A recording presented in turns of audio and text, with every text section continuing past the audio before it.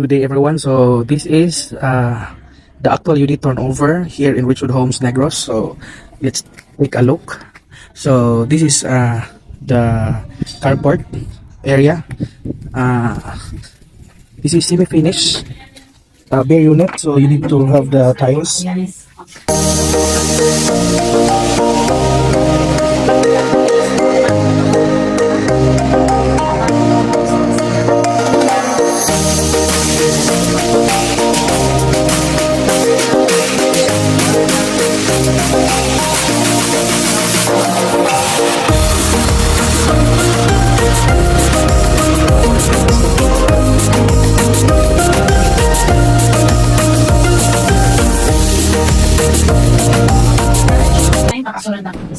The second floor, this is 2 to 3 bedroom provisions. So depending upon your need, you can make it